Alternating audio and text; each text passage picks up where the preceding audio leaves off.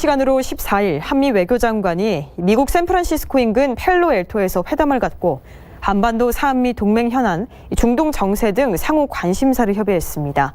논의된 주요 내용과 의미를 살펴봅니다. 서울 스튜디오 연결합니다. 영민진 앵커 나와주시죠.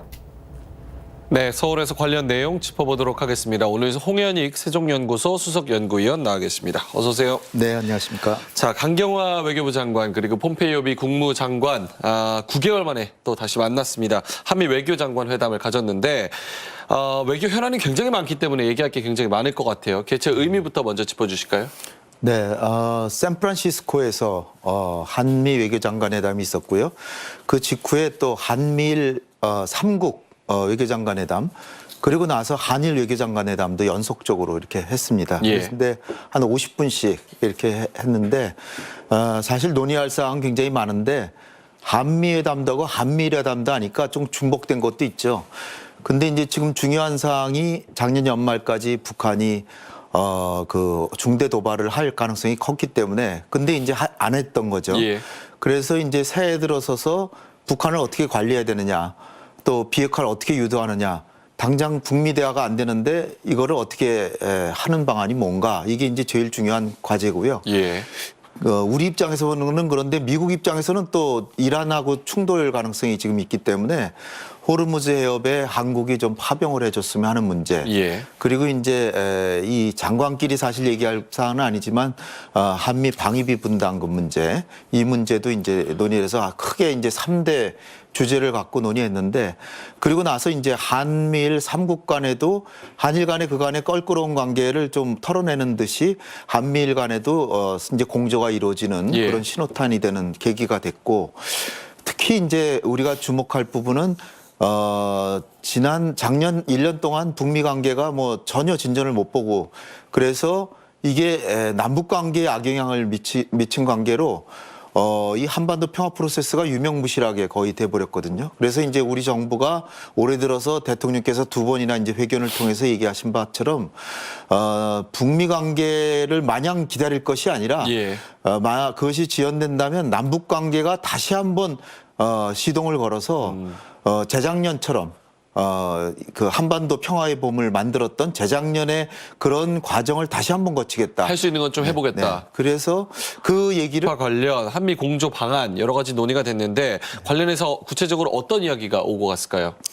그 기본적으로 지금 깔려 있는 게 뭐냐면 양측이 잘 지켰으면 지금까지 한반도 평화의 봄이 오고 비핵화도 상당히 진전이 됐을 텐데 예.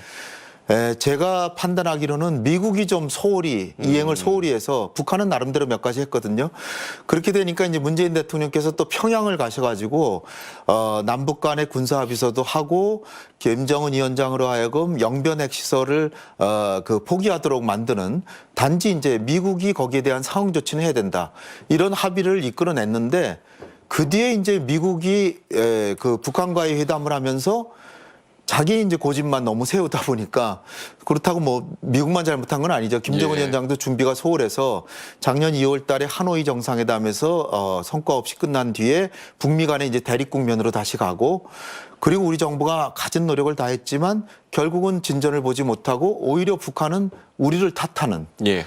그러니까 우리 정부는 굉장히 선의로 한반도 평화를 가져오고 북한하고 남북 경협도 하려고 하고 북미 간의 관계도 주선했는데, 오히려 미국이 좀 적극적인 태도를 안 보이니까 김정은 위원장도 거기 응하지 않고, 근데 그게 화근이 우리한테 미치니까 여기서 이제 다시 한번 우리가 그간의 상황을 점검해 본 결과 북미 관계에 맡기면 안 되겠다. 예. 그래서 남북 관계에 우리가 할 수 있는 바는 그간은 이제 한미 공조를 중시해서 북미 관계가 먼저 가도록 하고, 또 미국의 태도를 우리가 중시해서 남북 관계를 조금 이제 뒤로 밀어놨는데, 예.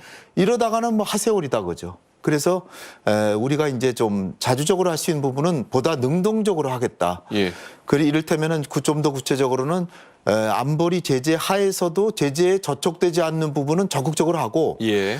설사 제재에 해당되더라도 안보리에서 제재 면제를 받아가면서까지도 우리 해보겠다. 그러니까 이 미국으로서는 이게 자기네들은 아직도 제재에 상당한 신봉을 하고 있는데 우리가 조금 이제 그 제재를 면제 같은 걸 조치를 취하더라도 하겠다라고 하니까 이 부분에서 외교적으로 긴밀히 협의할 사항이 있는 거죠. 그래서 그 부분을 강경화 장관이 폼페이오 장관한테 자세히 얘기를 했고 예. 강경화 장관 말씀으로는 우리의 의지나 우리의 입장에 대해서 충분히 이해하는 태도를 보였다. 근데 중요한 건 여기서 이해가 뭐냐 그죠? 예. 그것이 동의했다는 것은 아닐 수 있습니다. 그래서 이제 이해가 무엇인지를 지금 잘 파악해야 된다. 그 부분도 조금 이야기가 많이 나올 것 같은데 어쨌든 미국 쪽에서는 지금 재무부가 북한에 대해서 제재 수위를 더 높이는 조치를 지금 발표를 네. 했단 말이에요. 네. 그런 태도로 미러로 봤을 때 우리랑 조금 이게 결이 안 맞을 수도 있다 이런 얘기가 많이 나오는데 일단은 재무부의 그 제재 수위 높인 내용부터 좀 전해주실까요? 요거 시점이 아주 묘한 게요. 예. 이 샌프란시스코가 미국의 수도는 워싱턴이잖아요. 예. 같은 시간은 10시예요. 근데 한 3시간 차이가 납니다.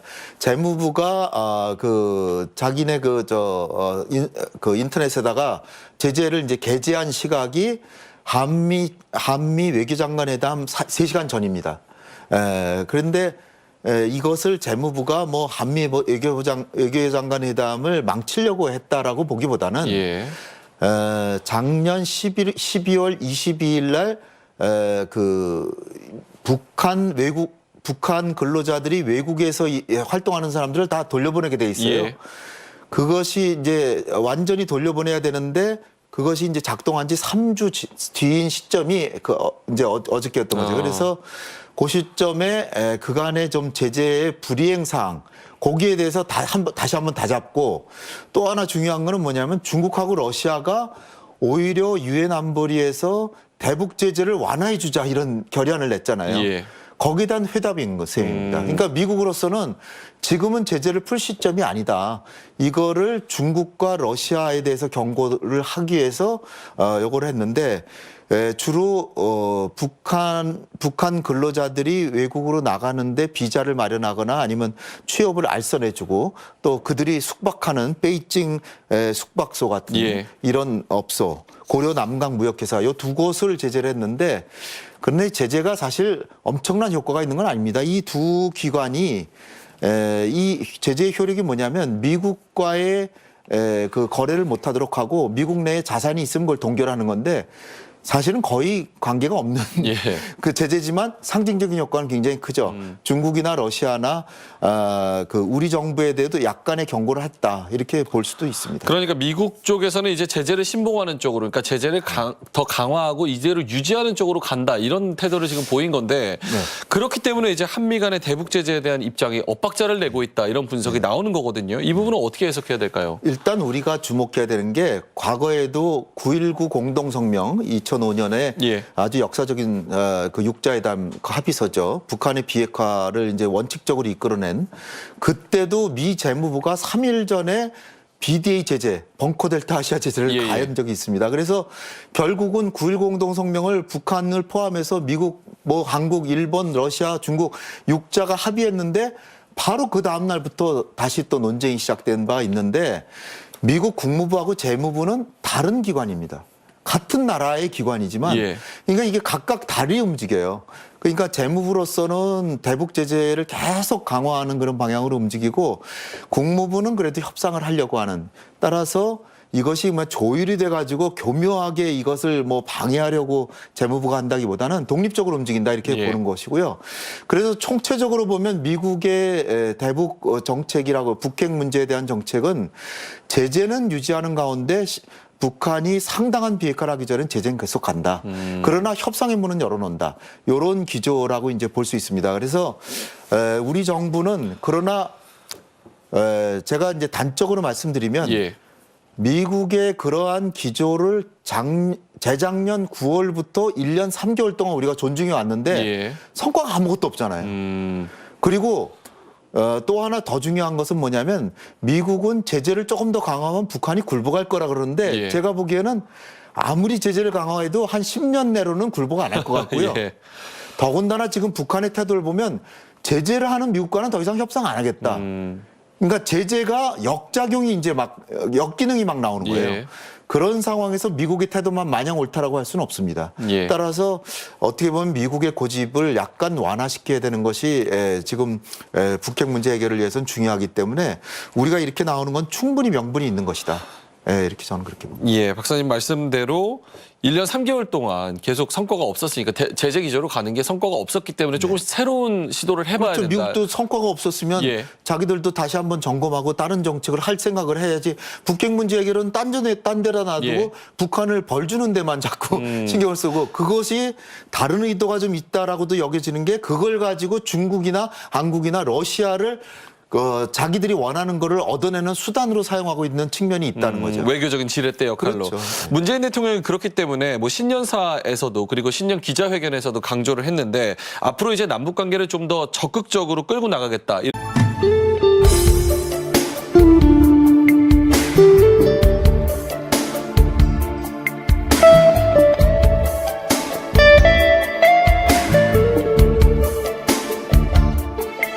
you